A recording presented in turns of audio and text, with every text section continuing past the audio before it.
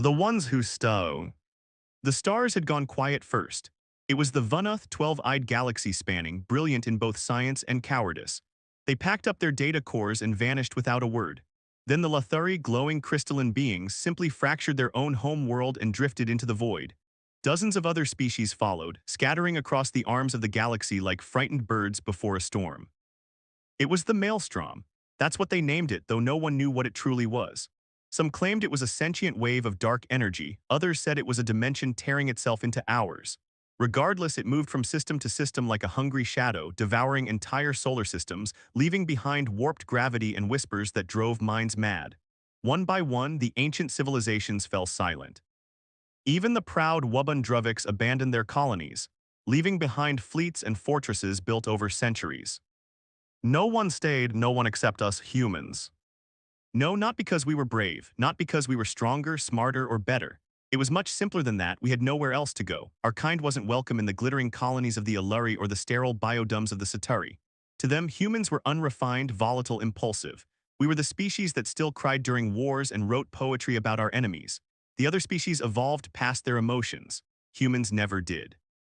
Maybe that's why we stayed. Or maybe it's because we were just too damn stubborn to run. General Lun Kutuz stood on the cracked command balcony of Earth's last orbital fortress, Olympus Core. The blue planet below still spun, proud and scud.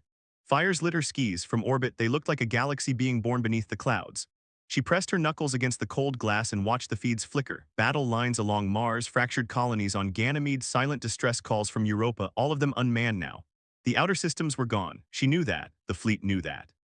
And the civilians below, they just didn't want to believe it yet. "Ma'am," a voice crackled behind her, strained and even. "Total disengagement. The Nuveri have left, no warning." Kutuz didn't turn around, her fingers curled slightly. "That was the last of the Alliance, wasn't it?" she asked quietly. The comms officer, a young woman named Noir, didn't answer. She didn't have to, the silence was enough. Kutuz finally turned, her black uniform pressed and spotless despite the chaos around her. Her eyes were dry. She'd stopped crying weeks ago. There were no tears left to spend. "Patch me through to all remaining command units," she said, "planetary and orbital." "Ma'am, do you want all of them?" The signal took seconds to stabilize. Holograms buzzed into form across the command deck, hardened men and women from across Earth's last defenses, pilots in jumpsuits, captains with tired eyes, militia leaders wrapped in bandages. "This is General Kutuz," she began, her voice steady, cutting through static and doubt. "I won't waste your time. You've all seen the feeds. The Maelstrom is near. The other species have made their choice. They think we'll run. They think we'll scatter. They think Earth is already lost." She paused, let the weight sit heavy. They forgot who we are. They forgot what it means to be human. Around her, heads lifted, screens blinked, fists clenched. "We don't run, not from monsters, not from nightmares, not even from gods. This is our world, our sky, our blood in the soil. If this is the end, then let it be our end. Let them write songs about how humans held the line when the stars turned their backs." A silence followed, not the kind of silence born from fear, but from something else, resolve. The kind that lives in bones and old stories told by campfires, the kind that gets etched into monuments and whispered into the ears of children generations later. And so Earth prepared. They trained in city ruins and ancient bunkers. Factories once shut down now screamed back to life, building rail guns and mech suits from scraps. Civilians learned to fight. Kids carried ammo. Elders stood watch with rifles older than themselves. No one complained. No one asked to leave because for the first time in 1,000 years, humanity was united. Not for politics, not for religion, not even for power, for survival. And as the sky darkened, as the stars blinked one by one and the cold breath of the Maelstrom reached toward Earth, the last of humanity looked up and did not flinch. The first wave didn't come with fire, it came with silence. Above Earth's thermosphere, long-range sensors blinked offline one by one. No enemy ships, no physical presence, just a slow collapse of electromagnetic stability, like the universe itself was holding its breath. Satellites dropped from orbit. Communication relays turned to static. In Olympus Core, every screen went dark for precisely 47 seconds, and then the screaming started.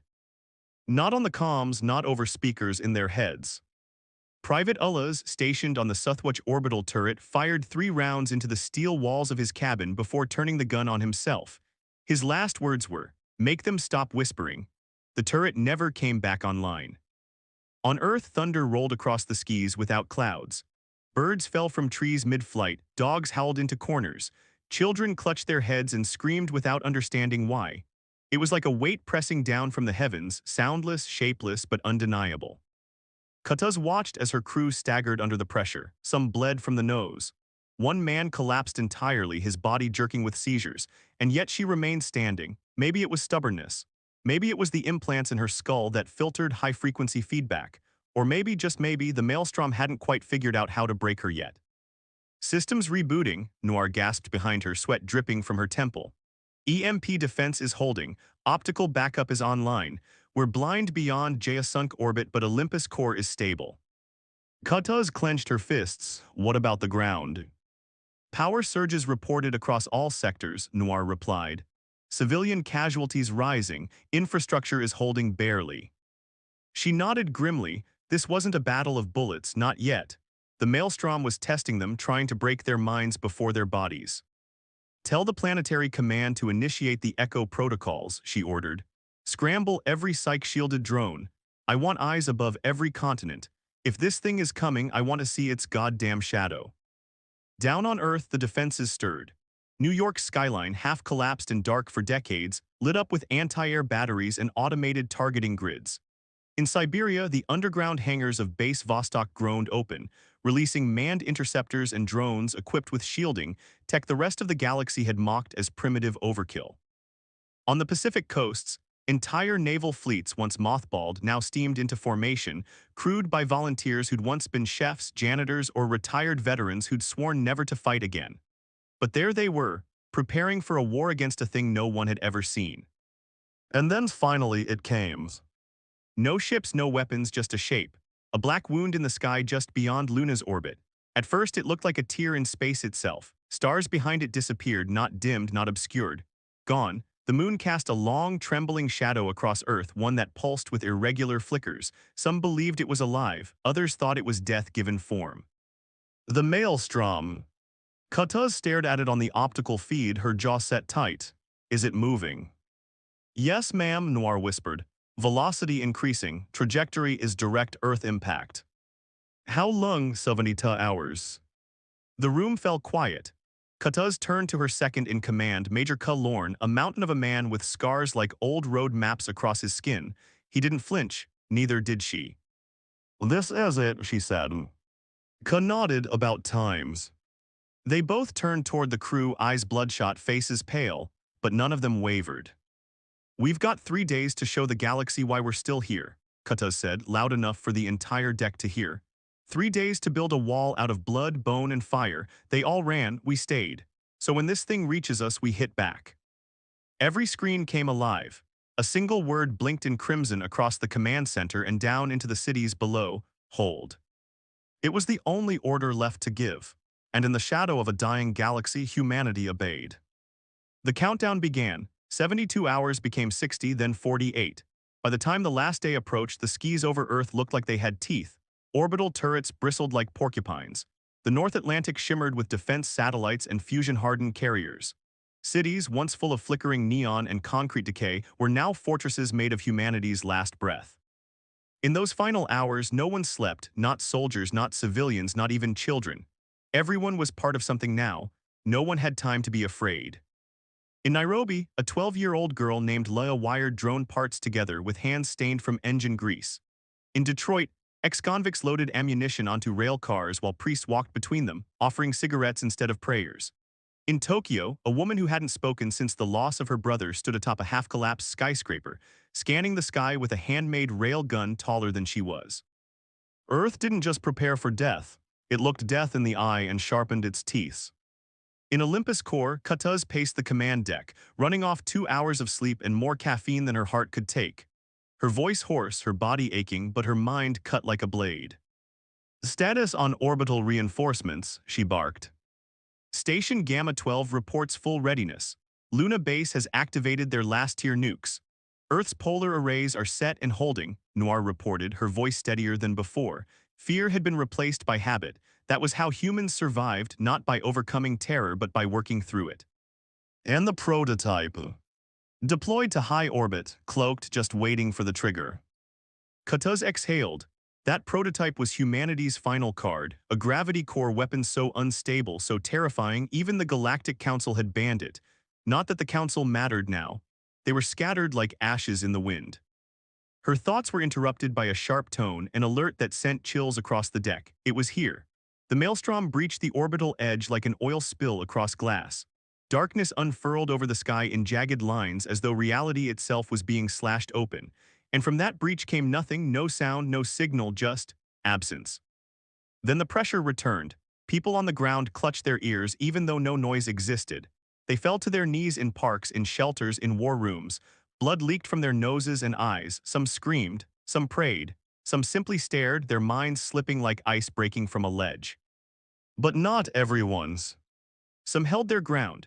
A grizzled engineer in Moscow, deaf since birth, worked calmly while others wept.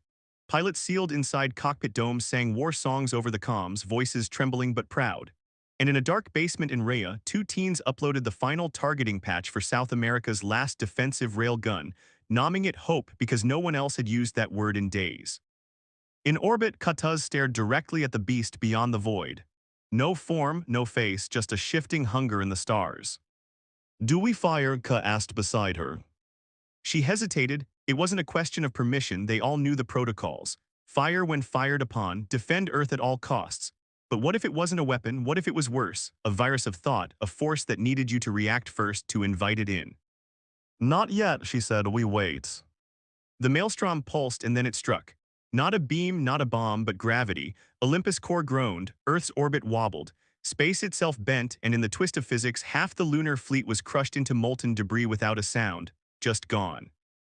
All across Earth, buildings cracked, tectonic plates shifted, tsunamis bloomed on distant shores. The Earth screamed but didn't shatter because the shield held humanity's last shield. A network of electromagnetic netting and reinforced satellite coils glimmered to life around the planet, designed by Mudmun, funded by thieves, and built by dreamers. It wrapped Earth in a final skin of light. The maelstrom recoiled just slightly, enough for Katuz to see something like hesitation, like confusion. "Now," she whispered. Cuz slammed his palm onto the trigger pad, and from high orbit the prototype woke. The gravity core spun, screamed, and exploded into a ripple of force that tore across the upper atmosphere, not aimed at the maelstrom but through it, a wound opening a wound. The maelstrom shrieked. Everyone heard it this time, not in their heads, in their souls. A scream so ancient it felt like it came from the birth of the universe. And yet Earth remained battered, bloodied, still standing. The sky burned. Chunks of lunar debris lit up Earth's atmosphere like a meteor storm. Some of it was metal, some of it was something else. Matter that twisted and shimmered unnaturally, fragments of maelstrom-touched space curling into strange shapes before vanishing in midair. The shield flickered, coughing under the pressure, but it held. In Olympus core, alarms howled like wounded animals. Smoke poured from broken panels. Half the command deck was dark, scorched from an energy backlash no one understood. Engineers shouted over sparks, trying to reroute the fusion core's remaining output to sustain the shield net. Katuz stood in the center of it all, her boots slick with oil, her uniform torn at the shoulder, one side of her face red with burns. She didn't notice. Pain had become irrelevant. "Report," she barked over the chaos. "The prototype weapon destabilized the outer edge," Noir shouted back. The maelstrom flinched, literally flinched, but it's regrouping. Movement detected again, denser now, faster. Cuz stumbled to her side, coughing, a deep gash across his forehead. "We heard it, didn't kill it, and now it's pissed." That seemed to be the consensus across the globe. People cheered when the maelstrom recoiled. For one brief moment hope surged, but Katuz knew better. Hope wasn't a plan. Hope was just air between one strike and the next. "Begin the final line deployment," she said, barely above a whisper. "Ma'am," Noir blinked, eyes wide, "that's our last tier." Katuz didn't flinch, "I'm aware." Earth's final defense was Kudnamud red ash. A global network of nuclear reactive kinetic rods, each the size of a city bus, buried deep beneath the crust in seismic fault lines, deserts, and old mine shafts. Not meant to attack, meant to bury the Earth in so much raw chaos that nothing, not even a god, could land without being torn apart. It was the doomsday button, the scorched Earth option. But they were already living on scorched Earth. Within minutes, tremors rippled across fault zones. Massive silos opened in remote zones from Australia to Alaska. Missiles the color of old bones rose silently into launch position. There was no ceremony, no speeches, just codes entered by tired hands. Meanwhile, above the clouds, the maelstrom descended. And this time, it wasn't just a shape. Tendrils of black nothingness stretched toward the planet, not moving through space but removing space around them. The sky folded. Stars blinked out again, and with every mile it closed, more people collapsed on the ground. Hospitals overflowed with civilians vomiting, convulsing, or catatonic, people whose minds were too fragile to withstand the psychic pressure. Even strong ones, soldiers, commandos, hardened survivors, began to break. But they didn't run, no one ran. In every command center, every outpost, every city, people tightened their grips on weapons. They wiped the blood from their faces, they screamed into comms, and they stood. In Supala, a battalion of ex-military-turned-rescuers held the city's last overpass as a command relay post. A man with no legs manned a missile battery with his tongue via neural controls. In Beijing, a schoolyard was converted into an artillery pit. Children carried shells. Teachers fired them. And in a small cabin in Kentucky, a grandfather sat in his rocking chair, holding the hand of his grandson, watching the sky boil. "Is this the end?" the boy asked. The old man looked up, eyes steady. "No, this is the part we earned the right to not end." Back in orbit, the maelstrom reached the upper atmosphere. Its tendrils made contact with the shield. The sky screamed. Waves of energy rippled across the net. Cities browned out, the ocean trembled. For 5 whole minutes, humanity teetered on the edge of oblivion. And then a single tendril broke through. One, it pierced the shield near Kazakhstan, snapping through space like a whip made of gravity and madness. It struck a city, Almaty, and the impact didn't explode. It erased. Buildings folded inwards. Color drained from the world. People vanished mid-step. Kataz felt it before the report even came in. Her throat clenched. No, Ka slammed his fist into the railing. "We have to launch the red ash now." Kataz didn't move. "No," she muttered, her eyes focused on something else. The feed, the maelstrom, after erasing Almaty, stopped moving. It didn't advance. It hesitated, as if surprised, as if confused.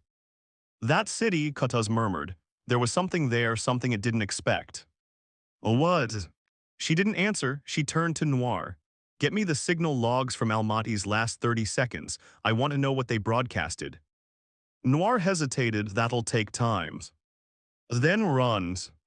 Because Cortez had a gut feeling, a soldier's instinct, that this thing wasn't just consuming, it was looking for something. And if they could figure out what, they might just have a way to hurt it again, maybe even stop it. The data logs from Almaty were nearly lost. The city's communication array had gone silent the moment the tendril hit. Entire blocks of the global network went dark like someone had spilled ink on a digital map. But Noir worked like a woman possessed. Her fingers danced across cracked keys, routing through emergency beacons, pulling backups from orbiting drones and scavenged cache nodes. It took 15 minutes. In those minutes, Olympus Core ran on fumes, generators overheated, medical bays flooded. A fire had broken out in Section 7 and there were no hands left to put it out. Cortez ignored it all. Then Noir gasped. "I found something," she whispered. On the main screen, a data stream began to scroll. It wasn't large, barely a few kilobytes, but it was enough to be strange. Almaty hadn't broadcast a cry for help, not coordinates, not weapons data. They'd transmitted a song, a human lullaby, simple, fragile, sung in Kazakh by a child no older than 6. The kind of melody sung to bobbies in cold winters, raw audio, no encryption, a fatting voice among the chaos. And yet it reached the maelstrom. The tendril had struck just seconds after the transmission began. But instead of continuing its advance, it had recoiled, paused, like it had recognized something or remembered. Cortez stared at the screen, barely breathing. "You're saying a kid's song made that thing hesitate?" Kai asked, incredulous. Noir nodded. "Not just hesitate, it froze like it didn't know what to do." Silence spread across the command deck. It wasn't logical, it wasn't tactical, it shouldn't have mattered. But it did. And then Cortez remembered something buried in a galactic file long before Earth was abandoned. A single classified report from a species called the Utari before they fled. It mentioned the maelstrom briefly, calling it a hunger born from memory. Not a creature, not a machine, but remorse given shape. "What if it's not just trying to destroy us?" she whispered. "What if it's trying to forget us?" Noir paled. "You think it knows humanity?" "I think it did," Cortez said, once. The theory was insane, but so was the world now, and something deep in her bones told her it was true. The maelstrom wasn't just wiping out life. It was erasing history, culture, emotion, the pieces that made a species unique. And somehow something in that child's lullaby cut through the void. We can't kill it, Cortez muttered. Not like this, but maybe we can remind it. Love what? That we mattered. Within hours, a global operation was launched. Every surviving broadcast tower, every emergency drone, every satellite was given one task: transmit. Not commands, not orders, memories. Songs, poems, love letters, laughing voices, cries of newborns, human noise. Africa played ancestral drums across the savannah. In Paris, someone climbed a cathedral and streamed an old opera over mega frequencies. In Mumbai, children recited bedtime stories into cracked microphones. In New York, crowds gathered in Times Square chanting together, "We are still here." The airwaves trembled with life, and above them the maelstrom shuddered. The tendrils flinched, curling away from the most concentrated transmissions. Where the lullabies were strongest, it hesitated. Where love songs rang, it wept, the sky raining black streaks of sorrow that hissed into mist before touching ground. But it wasn't enough. One of the massive arms coiled downward again, heading for Cairo. Cortez's stomach dropped. "We're losing it," Kai growled. "No, not losing, not yet." "Broadcast the final signal," she ordered. Noir's hands froze over the console. "You mean?" "Oh yes." They had one last broadcast saved for a moment just like this. A universal code, the only one confirmed to be recognized by every known species in the galaxy. Not military, not religious. It was the sound of a heartbeat, slow, rhythmic, human. They layered it beneath a song from a long-dead singer, a woman whose voice had crossed centuries and space stations, a love ballad that once played in the background of a wedding in a city now gone. The signal surged through the net and the maelstrom paused. The tendril stopped midair, inches above Cairo. The blackness around it trembled. For a moment, just one moment, the air felt warm like sunlight before a storm. Then the unthinkable happened, the tendril retreated. No impact, no eraser, it withdrew. Cortez stood still, eyes wide, heart pounding louder than any broadcast. They hadn't beaten it, but they'd reached it. And something in that vast, ancient sorrow had remembered humanity and didn't want to forget. Not yet. Silence followed, not the kind born of fear or devastation, but a deep silence like the universe itself was holding its breath. The maelstrom had paused.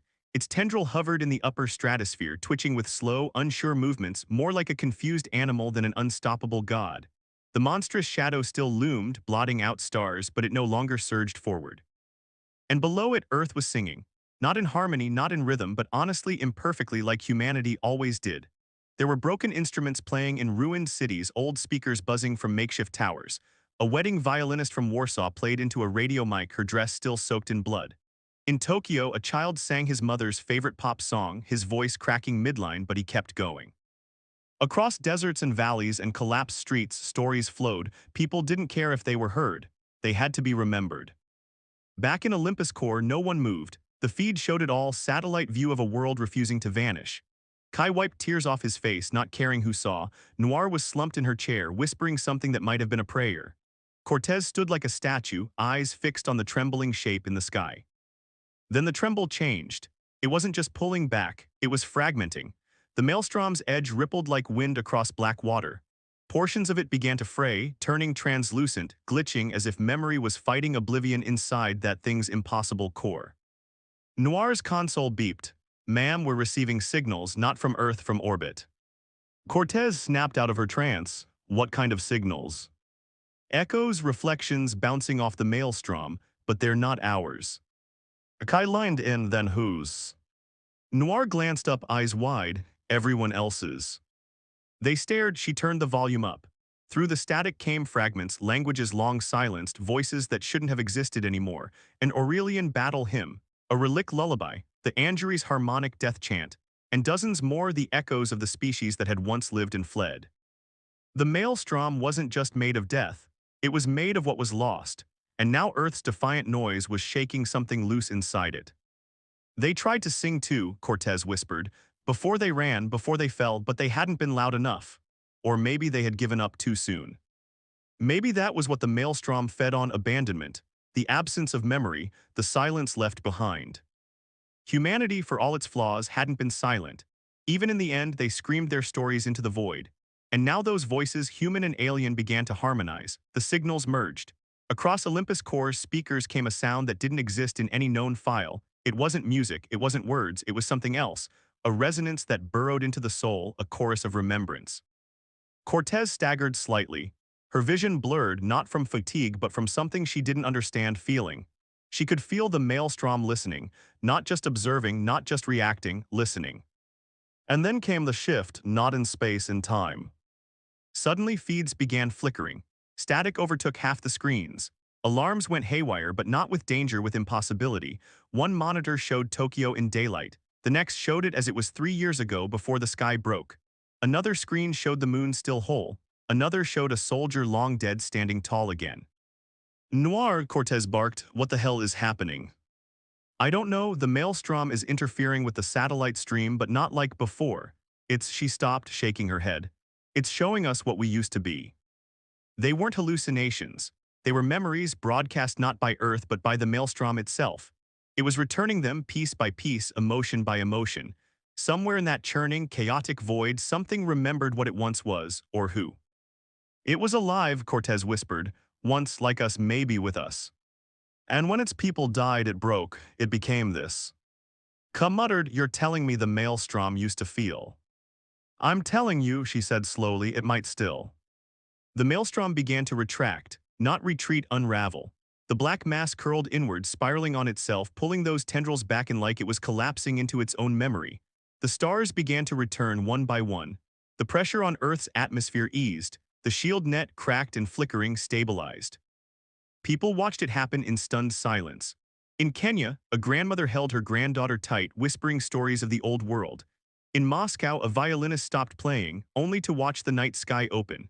In Houston, survivors on rooftops pointed upward as the last arc of shadow dissolved into a silver mist. And then the maelstrom was gone, not destroyed, not defeated, just gone, vanished like a story finally finished. For hours, Earth didn't move.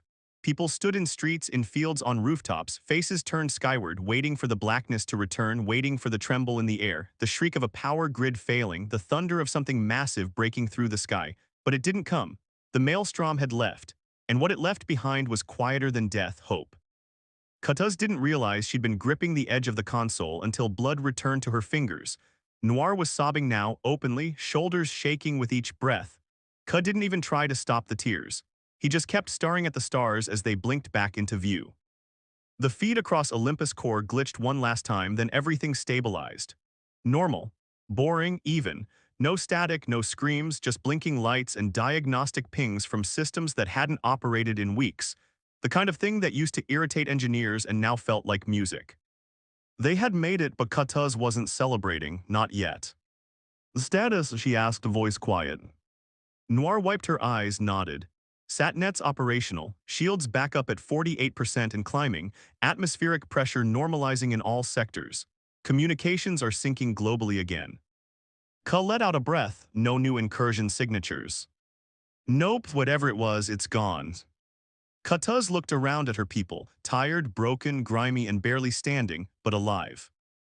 Then get me a line, she said quietly, global. Noir didn't ask what for, she just made it happen. A few seconds later, Katuz's face appeared on every remaining screen in the world, projected on shattered billboards, broadcast through military channels, played on scavenged radios and solar rigs. She didn't prepare a speech. There was no time for that, so she just spoke the truth. This is Commander Uvlan Katuz of Olympus Core. She took a breath. The maelstrom is gone. Even just saying it felt dangerous, like tempting fate, but she pushed on. We didn't win through weapons. We didn't win through strategy. We survived because we remembered. We fought by feeling, by refusing to be forgotten. She paused, let it settle in. You didn't run, you didn't hide. You sang into the darkness and someone heard you, and that was enough. In the coming days, we'll dig out the rubble, we'll bury the lost, we'll rebuild. But we do so knowing one thing: humanity stood when every other species fled. We stayed, we endured, and now we begin again. She cut the feed herself. No applause, no ceremony, just silence, but a different kind of silence now, one filled with possibility. That night, Katuz didn't sleep. None of them did. Olympus Core became a different place in a matter of hours. Engineers climbed over wrecked panels, fixing power lines and reinforcing the shield generators. Medical staff returned from the depths of their shelters to treat burns, bruises, and fractured bones. They weren't running anymore. In a quiet corner of the base, Noir and Ka found something strange deep in the broadcast logs, buried beneath all the human songs and memories. They found a ping, a single data point that hadn't come from Earth. Encrypted, alien, very old, but it wasn't a threat. It was a reply. Kataz stared at the screen, blinking at the string of code. "What does it say?" she asked. Noir hesitated, mouth half open. "It's not in any known language but the patterns." Ka leaned forward. "It's music, some kind of tone series. The structure is mathematical, but it loops like a chorus." Noir's voice trembled. "It's singing back." The three stood in silence as the signal played, low, hollow, melancholy but gentle, as if the maelstrom or whatever was left of it had left one final message in its wake. Not a warning, not a goodbye, just a reminder. It had heard them, and it remembered too. In the days that followed, people began returning to cities. Scavenger crews lit fires in shattered towers to signal safe zones. Solar farms were repaired. Drones flew overhead, mapping the world's new scars. Entire villages reformed in the ruins, sharing food, power, and most of all, stories. A movement spread, not religious, not political, just one simple phrase painted on walls and carved into stone: "We stayed." It became humanity's new flag. No symbols, no borders, just the truth. They stayed. They held the ground, and in doing so, they pulled a forgotten memory from the jaws of oblivion and made the void listen. Months passed. The Earth that emerged was not the one that had existed before the maelstrom came. It was quieter at first. Whole continents had scars that wouldn't heal for generations, deep wounds in the land, cities erased, cultures fragmented. But amidst the rubble, something new grew, not just rebuilding, reclaiming. They didn't call it a recovery. That word felt too soft, too clean. This was something messier, harder, more real. It was a process of remembering while moving forward, of learning to live with the ghosts instead of pretending they hadn't been there. Commander Uvlan Kutuz stepped outside Olympus Core for the first time in weeks. The wind felt different now, less poisoned, less heavy. The atmosphere was stabilizing, not because of any shield tech or terraforming miracle, but because the Earth itself was fighting to breathe again. Ka walked beside her, his eyes still constantly scanning the horizon, not out of fear but habit. Noir trailed just behind them, a small device in her hand picking up signals, both human and otherwise. Every so often they'd still hear it, that echo, that low, lonely song the maelstrom left behind. It came in pulses like whale song under the sea, faint but unmistakable. It wasn't getting closer, it was just there, watching, listening, and maybe learning. They passed a camp just outside what used to be Brussels. Kids played tag near the edge of a collapsed shopping mall.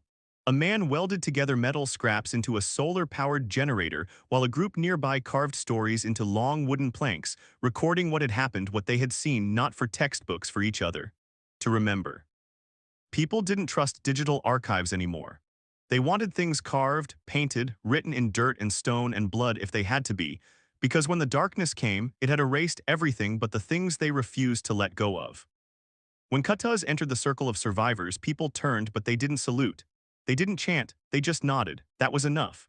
She took a seat on a crate someone offered and listened as a woman recited a tale about her brother, how he'd faced one of the maelstrom's tendrils with nothing but a broken radio and a stubborn belief that music was louder than death. He'd died, but his story didn't. Later that evening, as the sky darkened, Noir brought a new signal to Kutuz. She didn't say anything, just handed her the pad. Kutuz stared at the data. It wasn't maelstrom, it wasn't alien, it was human. "From where?" she asked low. "Lunar orbit," Noir said quietly. "Lunar surface, to be exact." Kutuz blinked. "I thought the lunar base was gone." "We all did," Ka said, voice tight.